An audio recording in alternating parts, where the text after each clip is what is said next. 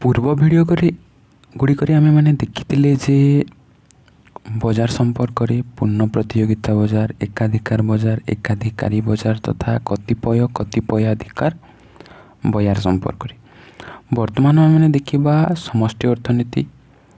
पूर्वर जहाँ थिला व्यष्टि अर्थनीति, वर्तमान आसब समष्टि अर्थनीति। ता पूर्व में अर्थनीति कहले कौन बुझू ना, यह दुईटी ग्रीक शब्द रु आसी ओइकोस आ गोटे है नेमेन। यही ओइकोस एवं नेमेन, ओइकोस रो अर्थ है गृह एवं नेमेन रो अर्थ है परिचालन। अर्थात किभली भाव सीमित संबल को लेकिन गोटे गृह को परिचालन करा जाए ताकू बुझा जाए। तो ओइकोस आउ नेमेन ये दुईटी शब्द को लेकिन सृष्टि होती। तो समष्टि अर्थनीति, तो समष्टि अर्थनीति ग्रीक शब्द माक्रस रु आनीत। यार अर्थ होची बृहत। अर्थात समष्टि अर्थनीति गोटे अर्थव्यवस्थार सामूहिक भाव में अध्ययन करते कौन ना समष्टि अर्थनीति। समष्टि अर्थनीति गोटे सामूहिक अध्ययन करते अर्थव्यवस्थार। तापरे प्रोफेसर एडवर्ड सापिरों मतरे समष्टि अर्थनीति अर्थव्यवस्थार मोट उत्पादन नियोजन और दर स्तर को अध्ययन करते। पुणी एडवर्ड सापिरो कहते जे यह मोट उत्पादन नियोजन और दर स्तर को अध्ययन करिथाय बोली कहते। अन्य पक्षरे प्रोफेसर आक्ले कहते जे समष्टि अर्थनीति बृहत अर्थनीतिर व्यापार संपर्क में आलोचना करते। यह समष्टि अर्थनीति बृहत अर्थनीतिर व्यापार संपर्क में आलोचना करते बोली कहते। व्यष्टि अर्थनीति बा माइक्रो इकोनॉमिक्स रे माइक्रो शब्दर ग्रीक शब्द होची माइक्रोस रु आनीत। यार अर्थ क्षुद्र। व्यष्टि कहले आम क्षुद्र अर्थ क्षुद्र बा क्षुद्र अंश को बुझा। तापरे गोटे उपभोक्ता, एक प्रतिष्ठान, एक बजार, एक द्रव्यर दर, व्यक्तिगत चाहिदा, व्यक्तिगत जोगाण, परिव्यय, व्यक्तिगत आय, यही सबू कहार उदाहरण जीव ना ए सबू व्यष्टि अर्थनीतिर उदाहरण रे जीव। तापरे आमे देखिबा जे व्यष्टि एवं समष्टि मध्य पार्थक्य। 1933 मसीह प्रोफेसर फ्रिग्स सर्वप्रथमे अर्थनीति को व्यष्टि समष्टि भाव में विभक्त करते। किए ना प्रोफेसर फ्रिग्स। केते मसीह 1933 मसीह अर्थनीति को कौन करते व्यष्टि समष्टि भाव में दुई भाग में विभक्त करते। तो तार पार्थक्य तुमको 2023 गोटे सर्ट टाइप क्वेश्चन आसी जाता है। तुमने 1 mark 2 mark 3 mark question Piper प्रत्येक वर्ष। तो समष्टि व्यष्टि मध्य कौन, व्यष्टि समष्टि मध्य पार्थक्य रही। व्यष्टि अर्थनीति कौन, समष्टि अर्थनीति कौन। तो व्यष्टि अर्थनीति देखा जे माइक्रो इकोनॉमिक्स रे माइक्रो शब्दटी ग्रीक शब्द माइक्रोस रु आनीत एवं माइक्रो इकोनॉमिक्स रे ग्रीक माक्रो शब्दटी ग्रीक शब्द माक्रस रु आनीत। माइक्रोस एंड माक्रस जार अर्थ गोटे है क्षुद्र आ गोटे है बृहत। व्यष्टि रे क्षुद्र, समष्टि रे बृहत। तापरे व्यष्टि अर्थनीति रे कौन होता है गोटे अर्थव्यवस्थार क्षुद्र अंश को अध्ययन करता बेले समष्टि रे सामूहिक अध्ययन करता है।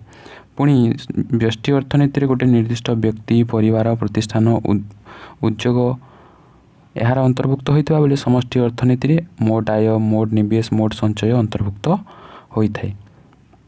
तापरे व्यक्तिगत चाहिदा, व्यक्तिगत जोगाण, व्यक्तिगत आय होची व्यष्टि अर्थनीतिर उदाहरण। तापरे सामूहिक चाहिदा, सामूहिक जोगाण, जातीय आय, जातीय उत्पाद एगुड़िक समष्टि अर्थनीतिर उदाहरण। व्यष्टि अर्थनीतिर अन्य समस्त उपादान स्थिर रही केवल गोटे उपादान परिवर्तन होबार शर्त रही है।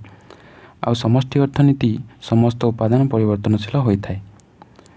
व्यष्टि अर्थनीतिर उपभोक्ता संतुलन, बजार संतुलन इत्यादि आंशिक अटे। आउ समष्टि अर्थनीति रे सामग्रिक अर्थनीतिर संतुलन, आय संतुलन इत्यादि सामग्रिक संतुलन संपर्क में कही थाए। तापरे व्यष्टि अर्थनीति रे दर स्थिर रही अपेक्षाकृत दर रे परिवर्तन होता है, किंतु समष्टि अर्थनीति दर स्तर अध्ययन करा जायते।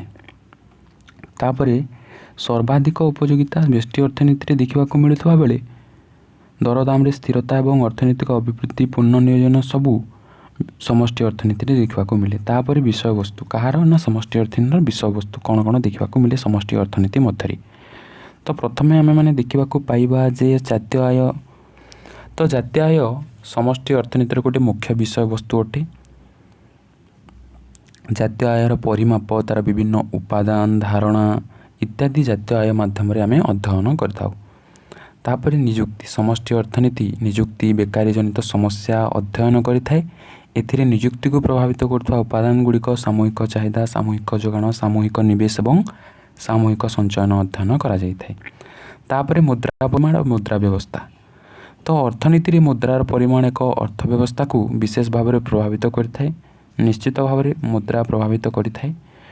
ପୁଣି ମୁଦ୍ରା ପରିମାଣ ହ୍ରାସ ବୃଦ୍ଧି ହେବା ଦ୍ୱାରା କୌଣସି ଦେଶର ଅର୍ଥ ବ୍ୟବସ୍ଥାରେ ନିବେଶ, ସଞ୍ଚୟ ଓ ନିୟୋଜନ ସମସ୍ୟା ଦେଖିବାକୁ ମିଳେ। ପୁଣି ସମଷ୍ଟି ଅର୍ଥନୀତି ଦ୍ୱାରା ମୁଦ୍ରା ସମ୍ବନ୍ଧୀୟ ତତ୍ତ୍ୱ ଓ ବ୍ୟାଙ୍କ ବ୍ୟବସ୍ଥା ଅଧ୍ୟୟନ ହୋଇଥାଏ।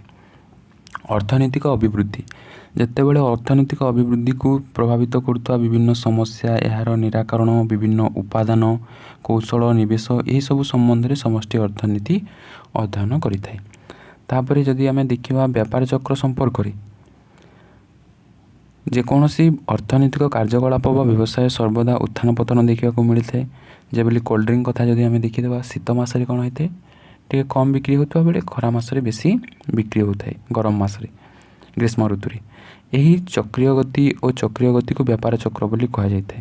ତ ଚକ୍ରୀୟ ଗତି କ'ଣ, ବ୍ୟାପାର ଚକ୍ର କ'ଣ ନା ଯେକୌଣସି ଅର୍ଥନୈତିକ କାର୍ଯ୍ୟକଳାପ ବ୍ୟବସାୟ ସର୍ବାଦ ଉତ୍ଥାନ ପତନ ଦେଇକି ଗତ କରିଥାଏ, ଏହାକୁ ଚକ୍ରୀୟ ଗତି ବୋଲି କୁହାଯାଇଥାଏ। ଚକ୍ରୀୟ ଗତିର ବ୍ୟାପାର ଚକ୍ର କୁହାଯାଏ।